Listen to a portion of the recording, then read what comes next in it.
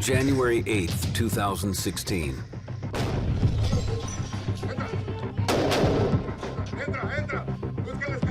In the coastal Mexican city of Los Mochis, an elite group of Mexican Marines battles Sinaloa cartel operatives.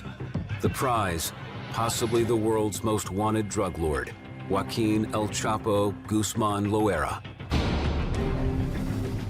After 2 prison breaks and over a decade on the run, Guzman had evaded authorities for the last time.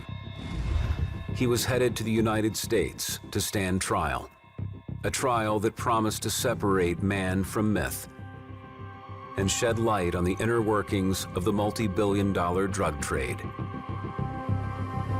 This is a story of the power of drug money, the bling, the muscle, the corruption of authority. But it's also the story of the drug war and that war's limits.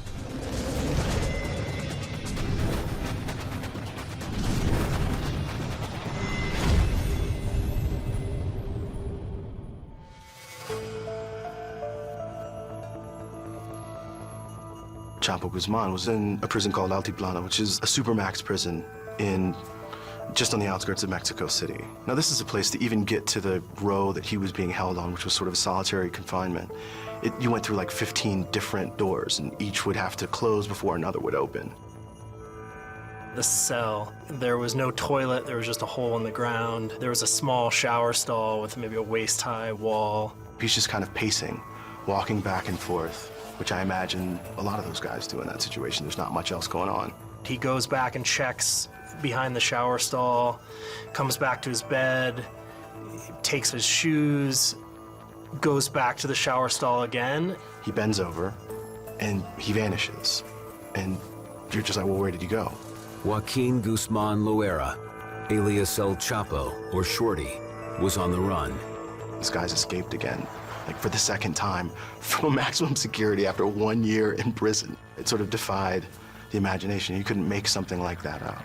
The escape route led from a hole carved out of the reinforced concrete floor of his shower to a ventilated tunnel equipped with light bulbs and a motorcycle on rails. He is driven about a mile underground to a little cinder block shack outside of the prison where he manages to escape. Despite 24-hour video surveillance, it took the prison guards some 25 minutes to realize something was wrong, and nearly 3 hours to put the prison on lockdown. By then, Chapo was probably long gone, on his way back to his stronghold in Mexico's western Sierra Madre Mountains. Chapo, the pioneer of the tunnel, tunnels himself out of Mexico's most secure prison. But it's the kind of thing that if you saw it in a television show, you'd be like, oh yeah, Hollywood. But it wasn't, it was just Chapo. At Guzman's trial, his top lieutenant, Damaso Lopez Nunez, offered new details and linked Guzman's wife, Emma Coronel, to the escape. Emma Coronel fue parte fundamental en este engranaje. Iba a visitar al señor Guzmán a la prisión y ella leía las cartas y luego ejecutaba lo que él le pedía, es decir, reunirse con el señor Damaso López Núñez, con los hijos y ver cómo organizar todo esto. According to Lopez Nunez, planning began just weeks after Guzman's arrival. A GPS watch was smuggled in to pinpoint the location of his cell, and Guzman and other prisoners heard the digging. Cualquiera cerca de esa zona pudo haber sentido lo mismo o escuchado, lo que significa que realmente el nivel de corrupción que lograron en la prisión fue muy alto. Costs for construction and bribes, never addressed at the trial, were estimated in the millions of dollars. It obviously cost a lot. It was not an inexpensive undertaking, but then again, it's like, that's not even a rounding error for something like the Sinaloa cartel. And Chapo could fund that with like pocket change from a weekend. Across Mexico's northern border, the United States is the largest illegal drug market in the world. An estimated $6 billion in profits return to Mexican cartels every year. A rough guess based on factors like seizures, crop production, and consumption. But at the Guzman trial, top cartel operatives provided an unprecedented glimpse into the actual money involved. The Sinaloa cartel would buy cocaine in Colombia at $3,000 a kilo. After transporting the cocaine up through Mexico via land, air, and sea, they would sell that same kilo in LA for $20,000, Chicago for $25,000, and in New York for $35,000. The profits in each of those cities, after subtracting costs, were enormous. In the trial alone, prosecutors linked Guzman and the Sinaloa cartel to more than 500 tons of cocaine over a 25-year period. The income from only that cocaine, and there was most likely much more, may have topped $11 billion. It's the kind of cash that can buy a lot of things: tunnels, officials, weapons, and plenty of bling. Mexico City, one of the largest cities on the planet. In 2011, National Geographic correspondent Mariana Van Zeller went to Mexico to better understand the drug war and its excesses. We're driving around one of the most expensive neighborhoods here in Mexico City. This is sort of the Beverly Hills of the city. Homes here are worth millions of dollars. There are security guards on almost every corner, and we're about to go visit one of these houses. This mansion was seized by the Mexican government. At the time, the house had been vacant for 4 years and under 24-hour guard. It used to belong to this man, Zhenli Yigan. He was in the pharmaceutical business. The government said he was working for the Sinaloa cartel. Hola, buenas tardes. Wow. Alba Zabane is an appraiser of seized government properties. Una casa muy suntuosa. Bien, se ve que era una casa de mucho lujo. Sí, era una casa lujosa. De hecho, los terminados, los acabados. ¿Qué eso qué era? Este es un candil de Baccarat. ¿Ese es Baccarat? Sí, claro.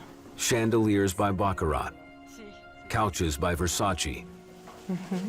Los mármoles, tanto mármol que tiene esta casa, ¿no? Zhenli Yigan's house was full of expensive merchandise. And these are cases for Patek Philippe watches, Swiss watches that are worth tens of thousands of dollars. These photos show just some of the jewelry and watches found here. But of course, none of it compares to what was found in this secret compartment. This is a double door closet. You see this door is made out of metal that led to these filing cabinets that were stashed with some of the over $205 million that were found in this house. It was one of the largest drug-related cash seizures ever.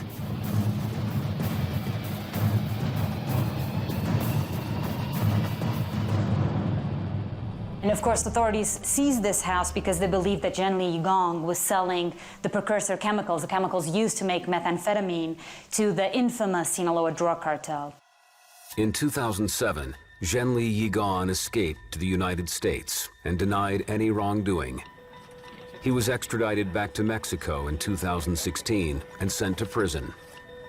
He awaits a decision on drug trafficking, money laundering, and firearms charges. At this auction in Mexico City in 2011, the government is selling off jewelry, paintings, and even luxury cars. Some of these items were once owned by suspected drug traffickers and Zhenli Yigan. What are you trying to buy here today? I wanted to buy some sculptures. There was beautiful piano today for auction, and some paintings. Do you know where these items come from? Yeah. Where? From the Chinese guy who had the $200 million in the basement of his house, there. For some buyers, items tied to an infamous owner have their own cachet.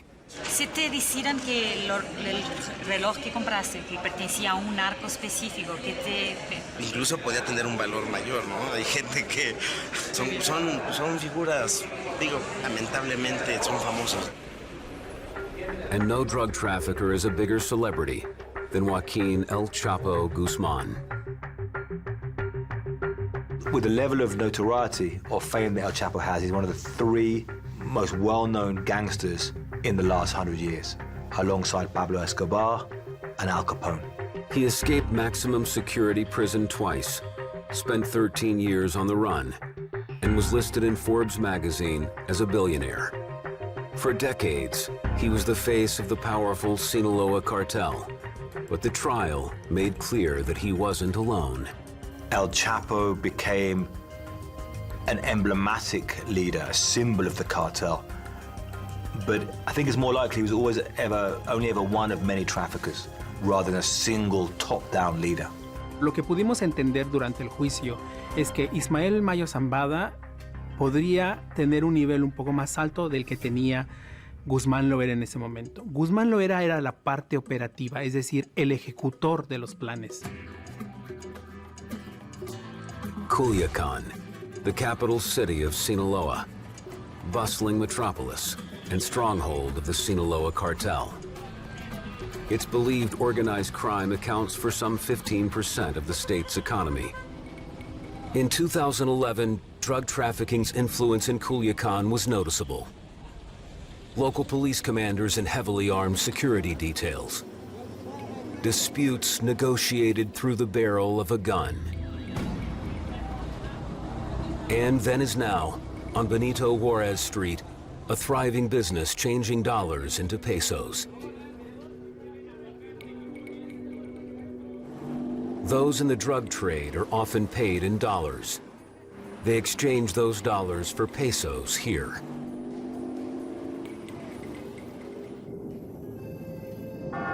Even in death, narco culture pervades Culiacán. This cemetery houses some of the biggest names in Sinaloan drug trafficking. The outsized profits are on full display.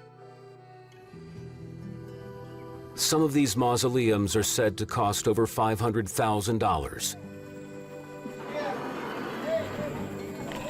They are 3 stories high. They have air conditioning, and some even have bulletproof glass.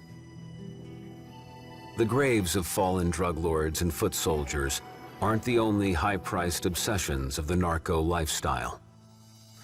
Across Mexico, drug traffickers pay special attention to their guns.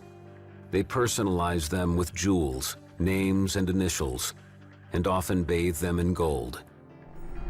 This gun was seized in a safe house in Culiacán. Its initials, JGL, stand for Joaquín Guzmán Loera, El Chapo. This video was taken in 1993, during Guzmán's first prison stint. He broke out of that prison 8 years later, and went on to help grow the Sinaloa cartel into a powerhouse. With billions of dollars flowing back to Mexico in drug proceeds, narco cash buys more than just bling. The cartels use those riches to combat their enemies and outgun law enforcement. This incident was caught by surveillance cameras. March 2010, Sinaloa sicarios enter Creel in the state of Chihuahua. At the time, Guzmán and the Sinaloa cartel were pushing to control Chihuahua and the valuable Juarez border crossing. First, they block off access to the town. Any motorist who enters is stopped and searched. Their leader, Enrique Lopez Acosta, a Sinaloa enforcer. He dispenses his orders to his sicarios, or gunmen, along with hits of what appears to be cocaine.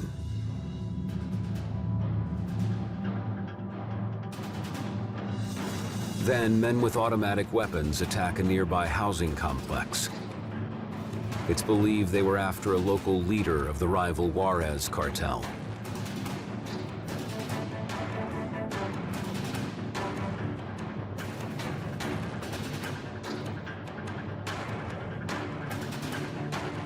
Eight people are murdered. The Sinaloa hitmen occupy Creel for almost an hour.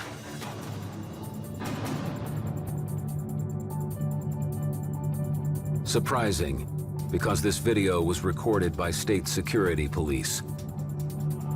7 officers watch the entire attack from a nearby listening post, but never attempt to stop it. They are too heavily outgunned. At its height, the Sinaloa cartel dominated large swaths of Mexico, creating a vast drug distribution network spanning 6 continents. Even more remarkable, Guzman helped build that empire during his first stint in maximum security prison, a place called Puente Grande. Chapo's modus operandi in Puente Grande was to very quickly corrupt everyone he needed to. And he employed a secretary who would approach a guard or a janitor or a cook and say, you know, we would like you, you know, to work for us, to be with us. El Chapo Guzmán logró apoderarse del control total del penal. Miserables cantidades de dinero a los custodios. A los custodios que hacían lo que el Chapo quería cuando quería. Le metían mujeres, le metían droga, le metían comida, y llegan mariachis, y llegan litros y litros de alcohol.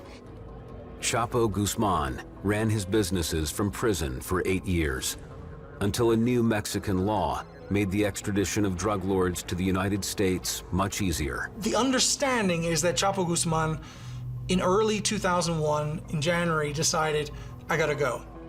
Mexico's top security official visited the prison and, concerned about corruption, ordered Guzman moved. Later that night, at about, I think it was about 8 or 9 p.m., the guards did their rounds. Chapo was allegedly in his cell. El Chito, the young janitor, stopped by Chapo's cell with his laundry cart, put Chapo in, rolled him down the corridor to a door that had been left open, propped open by a shoe. The security cameras had been cut. To this day, no one knows who cut those cameras. There had to be official complicity. El Chito allegedly rolled Chapo down the hall, through the open doors, down the corridors and past the guards, and put Chapo into the back of a Chevy and continued to drive off to Guadalajara. While others believe Chapo simply walked out the door, at the trial, Guzman's lieutenant, Damaso Lopez Nunez, testified he used the laundry cart. When Mariana Van Zeller reported from Mexico 10 years after this first escape, Guzman was still on the run. Authorities believed he was hiding in the western Sierra Madre Mountains, outside of Culiacán. ¿Qué se cree que el Chapo todavía se encuentra aquí en estas montañas? El Chapo es como un santo, señorita. El Chapo dice que anda por acá, el lugar donde creció, el lugar donde nació y su zona de influencia. ¿Quién sabe dónde se encuentra? Eso sí es un enigma a todos nosotros. These mountains may have provided Guzman some shelter, but it was clear from his trial that corruption also played a role in keeping him and the Sinaloa cartel free and in business. Mayo Zambada's son testified that in the 2000s, bribes to Mexican officials amounted to $1 million a month. Mayo's brother claimed former top police officer Genaro Garcia Luna received payments totaling more than $6 million. And a Colombian trafficker testified that Guzman paid ex-president Enrique Peña Nieto $100 million. Both Garcia Luna and Peña Nieto denied the allegations. Garcia Luna currently sits in jail in the U.S., awaiting trial on trafficking charges. Un líder criminal no se hace solo. Tiene que vencer muchos obstáculos y esos obstáculos no los vence solos. Los tiene que vencer con autoridad de diferentes niveles: gobierno local, gobierno estatal y gobierno federal. Y el cártel de Sinaloa, el señor Guzmán Loera, logró tocar todos esos niveles. The western Sierra Madre Mountains, Sinaloa, Mexico, perfect for hiding drug traffickers like Chapo Guzman, and perfect for growing cartel crops like marijuana and opium poppies. When this was filmed in 2011, General Moises Melo Garcia was in charge of the Army garrison in Culiacan. His soldiers were on the front lines of the government's war on drugs. Their job, track down and destroy the fields of marijuana and opium poppies that have been a part of the local economy for more than half a century. So, General's explaining that this plantation right here, the street value for these drugs in the United States would be $1.5 million. In 2011, the profits from marijuana alone were immense. In Sinaloa, a kilo was worth $60. In the United States, $5,000. In 10 months, General Melo Garcia's troops destroyed 25,000 marijuana fields just like this one. But they barely scratched the surface. These mountains hide many thousands more. Hay muchísima demanda de los Estados Unidos. ¿Usted piensa que es fácil parar ese negocio, parar el narcotráfico con estos operativos? Bueno, inmediatamente no. Esto es a largo plazo, no sabemos cuántos años, pero es un trabajo continuo. Ahorita estamos aquí, terminamos esta área, nos vamos a otra, terminamos ahí, a otra, todo el año. Since this was filmed, legalization in parts of the United States has driven down marijuana profits.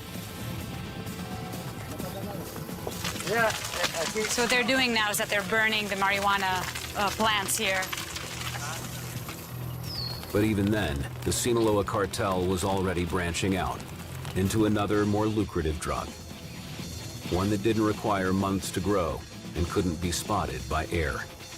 A drug that was cheaper, highly addictive, and hugely profitable.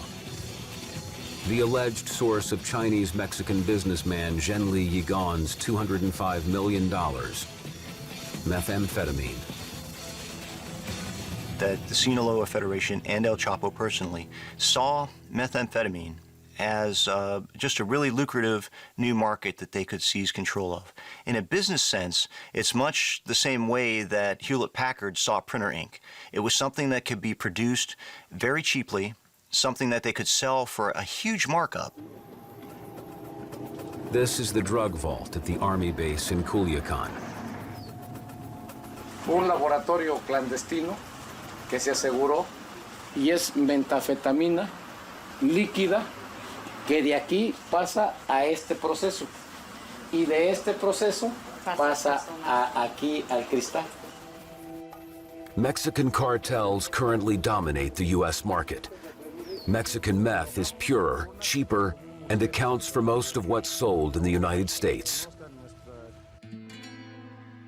Now the Sinaloa cartel is applying the same model to opioids, moving away from plant-based heroin and becoming a major supplier of fentanyl in the U.S. By 2011, fighting the cartels had become the full-time job of the Army here in Culiacan, and they confiscated thousands of weapons every month. Many were typical of the narco life, gold-plated and expensively decorated. But ominously, the weapons the Army encountered were getting deadlier all the time. En las ametralladoras antiaéreas. Esta es para ametralladora antiaérea. Entonces, por eso, Ejército entró, porque tenemos más o menos el mismo tipo de armamento y tenemos más adiestramiento que ellos. Entonces, normalmente, cuando hay un enfrentamiento, nosotros les ganamos. Normalmente. No siempre. No siempre. Okay. By 2013, the Army received reinforcements, the Mexican Marines. Considered the least corruptible government force, the Marines, or SEMAR, became the group for going after high-value targets. On the border, U.S. law enforcement focused on a different challenge, stopping a multi-billion-dollar enterprise intent on moving its product north. Same group from the other night. Final for 27. For decades, Mexican cartels have found creative ways to get drugs to the U.S. market. Chapo Guzman and the Sinaloa cartel were famous for building million-dollar tunnels under the border, much like the tunnel used for Guzman's 2015 prison escape. Most drugs, however, go a more direct route, through the 48 border crossings linking the U.S. and Mexico.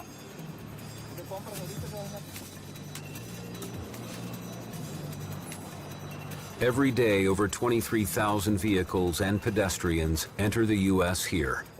It's only the 5th busiest crossing between the two countries.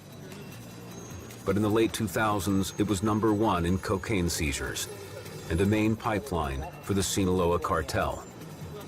Most hard drugs go through border crossings, and of the hundreds of tons of cocaine passing through the southwest border, perhaps 90% get through.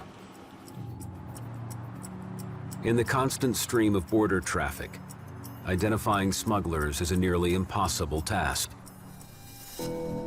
But in May of 2005, law enforcement managed to grab the smallest thread of evidence, and over the next 2 years, knitted together a detailed picture of a major Sinaloa cartel cocaine smuggling operation.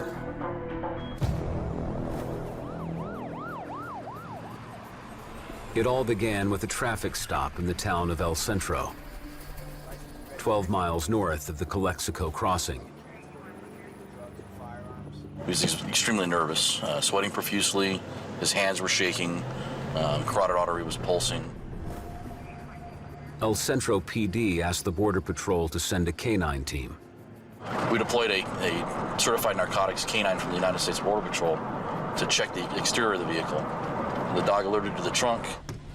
And inside, 25 kilos of cocaine. But the real clue was sitting on the front seat. So we started paying attention to the telephone and looking at some of the contacts that were on the telephone. The names were all monikers or nicknames versus complete names. The discovery eventually led to wiretaps. Hundreds of wiretaps that span the entire country. Law enforcement had stumbled upon a transportation cell of the Sinaloa cartel. You guys see them? Making contact with them? The investigation would eventually lead to more than 1,000 arrests across the United States. And directly to a top Sinaloa cartel lieutenant, Victor Emilio Cáceres. In this exclusive footage, you can see how Victor Emilio Cáceres lived. A huge compound! You can see there's a big swimming pool, horse stables, and a big playground. It's an enormous compound. The first thing that catches your eye is the family chapel at the front gate.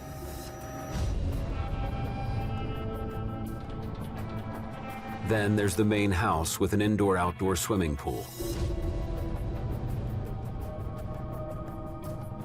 The stables are for Cáceres' collection of dancing horses. An expensive lifestyle.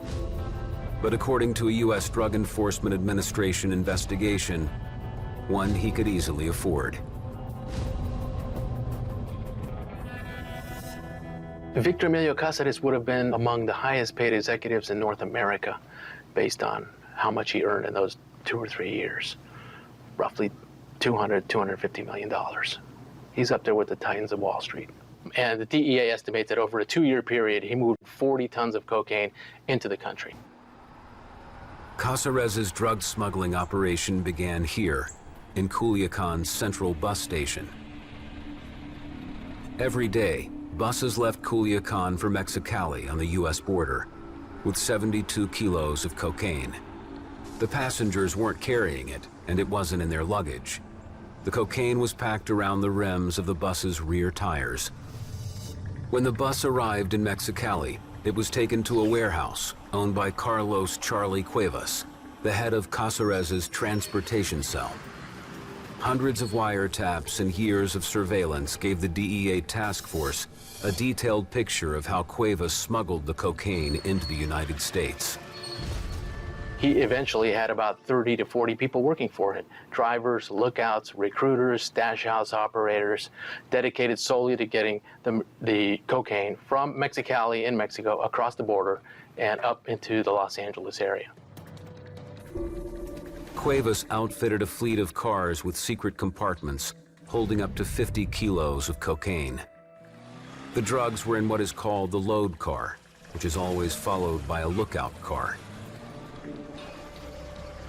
Observers on the ground on both sides of the border report on the progress by cell phone. Once the load car crosses the border, another lookout car follows it all the way to Los Angeles. The operation is designed to keep one team carefully insulated from another. So there has to be a handoff from one cell to the other. They won't drive directly to the stash house. The load car drives to a fast food restaurant where the keys are handed to a member of the LA distribution cell. The load is then taken to the stash house, where it is unloaded, weighed, repackaged, and sent to a warehouse operated by yet another cell. Once they get to the warehouse, there's a 52-foot tractor trailer waiting for them. The bricks of cocaine are packed into the refrigeration unit and the ceiling of the trailer, as much as 300 kilos every trip. And then 2 drivers will take off to New York, driving around the clock. The Caceres operation supplied the Northeast. Once the load reached New York, the cocaine was unloaded and the secret compartments were filled with cash for the return to Los Angeles, as much as $3.5 million per trip. The cash was then distributed to hundreds of associates. Much of Caceres's profits found its way to money launderers and businesses from Tijuana to Culiacan.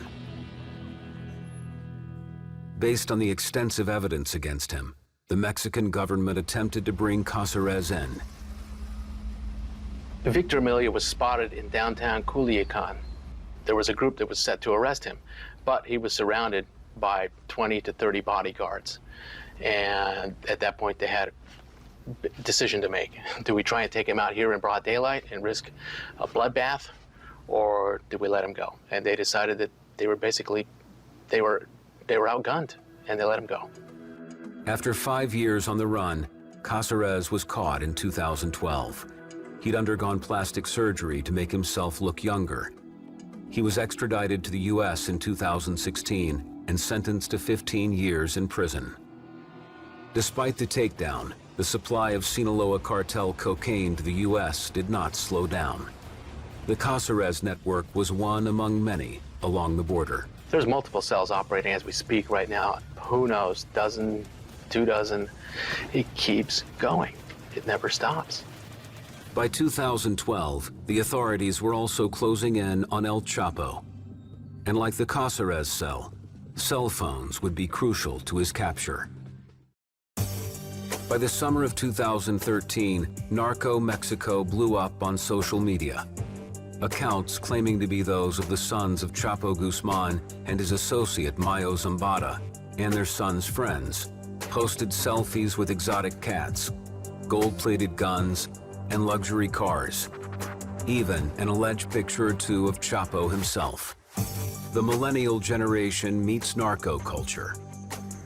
This activity wasn't in keeping with the older generation's low-key nature. But Twitter didn't bring Chapo Guzman down.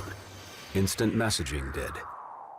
How can you take tons and tons of wholesale cocaine, get it up through Mexico, smuggle it across various border points of entry without constant communication with the hundreds and hundreds of people involved in that process? And not a few messages a day, but hundreds of messages a day. And they weren't talking. They were sending encrypted messages, and they thought the technology was safe. The Sinaloa cartel was using BlackBerry Messenger, and the U.S. was reading their chats.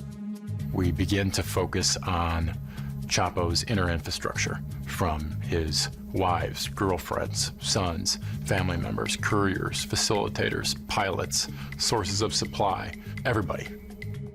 Through wiretaps, the DEA, Homeland Security investigations, and others began to map out Guzman's communications network.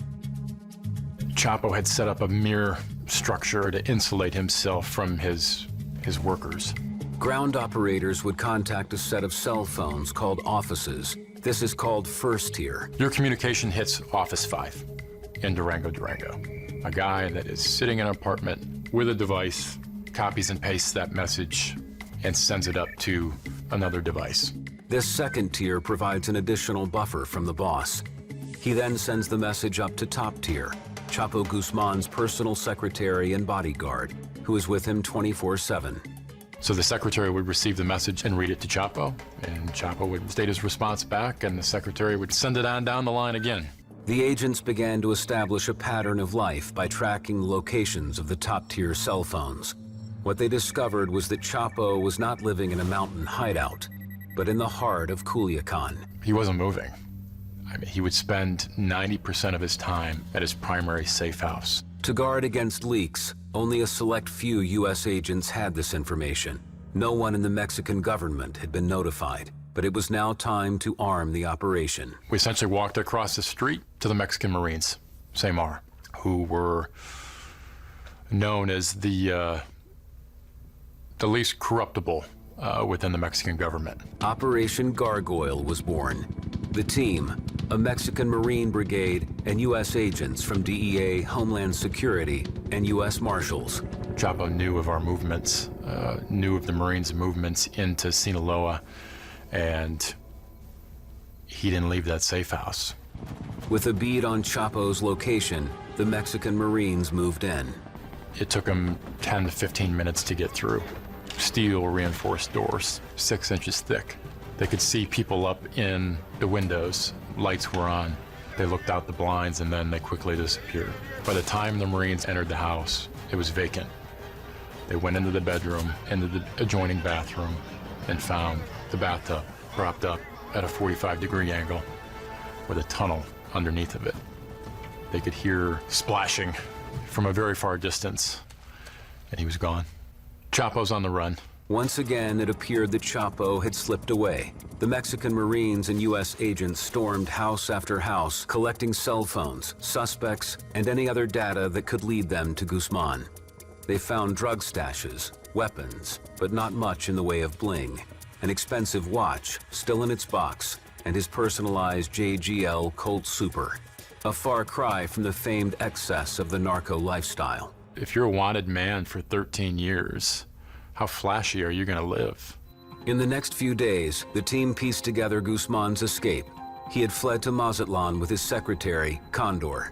They now knew the city, but they didn't have a cell phone number to pinpoint his exact location.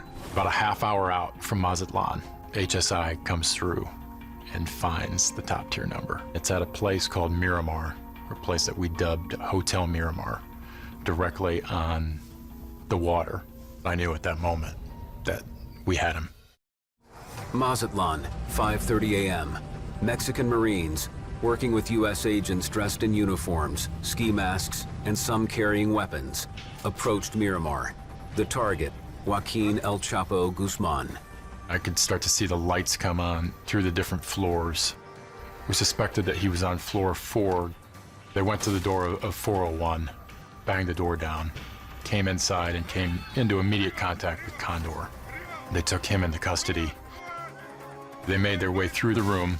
Chapo's wife was in there with his 2 twin daughters, and his wife was yelling, "Don't kill him, don't kill him, don't kill him." And Chapo put down the rifle, and they took him into custody with no shots fired. After 13 years on the run, Guzman was back in the hands of the Mexican authorities. The cooperation was unprecedented at every single level. There was no other way to do this.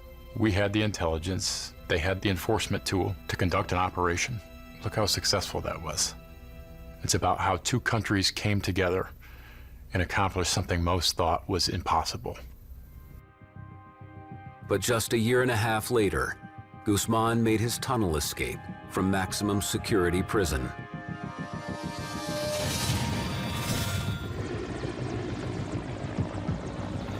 He would not, however, remain free for long. After a 6-month pursuit, the Mexican Marines caught up to him in the Sinaloan coastal town of Los Mochis. Amazingly, he would escape again by tunnel before eventually being arrested for good. A year later, in January 2017, Guzman was extradited to the United States. November 2018, New York. A security convoy shuts down traffic on the Brooklyn Bridge. USA versus Joaquín Archibaldo Guzmán Loera was underway. The charges included drug trafficking, murder conspiracy, and money laundering. Si algún historiador, por ejemplo, quiere escribir sobre cómo funciona el narcotráfico en México, en definitiva tiene que revisar este juicio. No. Son 6 toneladas. Se van a comprar 2 y 4 se van a dar propiedades. The prosecutors employed 25 years of evidence to connect Guzman to every aspect of the drug trade.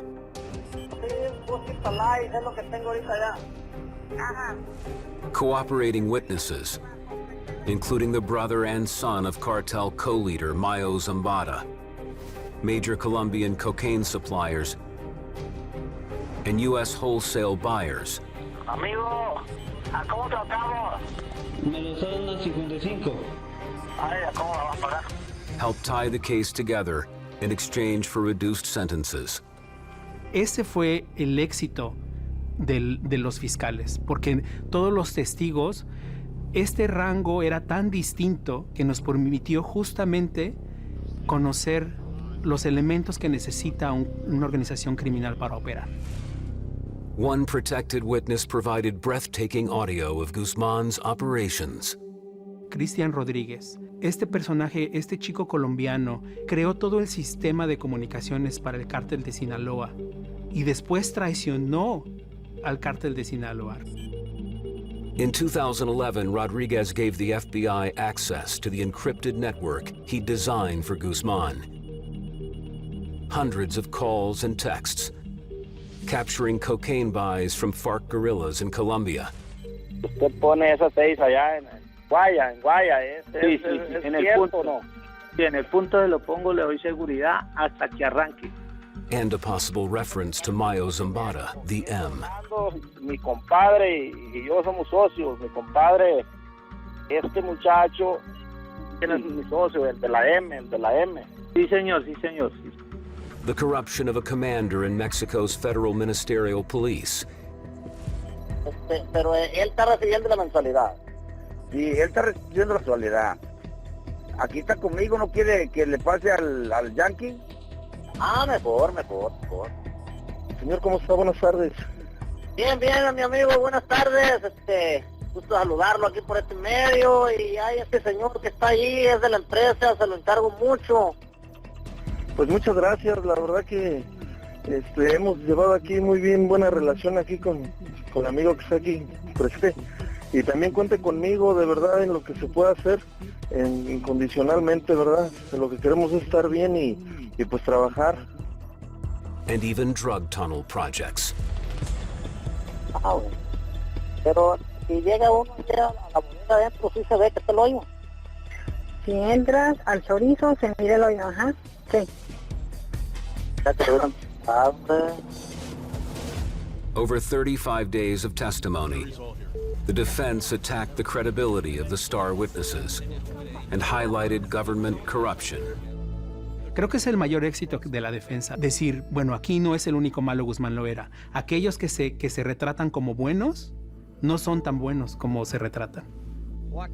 In the end, Guzman was found guilty on all counts and sentenced to life plus 30 years. He now sits in the United States' most secure prison in Florence, Colorado. His tunneling days appear to be over. El juicio del señor Guzmán Loera no solo es el juicio del siglo por el personaje que él representa o el personaje que él es. Es el juicio del siglo porque nos abre esa puerta sobre cómo será la nueva lucha contra el narcotráfico. Es decir, van a seguir cayendo cabezas y cabezas que jamás imaginamos que podían caer. Since Mexico declared war on drug cartels in 2006, plenty of cartel kingpins, including Chapo Guzman, have fallen. Yet murders have skyrocketed to 4 times what they were annually in 2007. ¿En qué ayudó la sentencia del señor Guzmán Loera? ¿El narcotráfico está peor que nunca en México? ¿Los grupos criminales son más poderosos que nunca en México? La estrategia de las autoridades definitivamente tiene que cambiar. El Chapo Guzmán es un mensaje poderoso, lo es. ¿Realmente generó un cambio? Yo dudaría. The U.S. remains the world's largest consumer of illegal drugs. The drug war and the drug trafficking continue.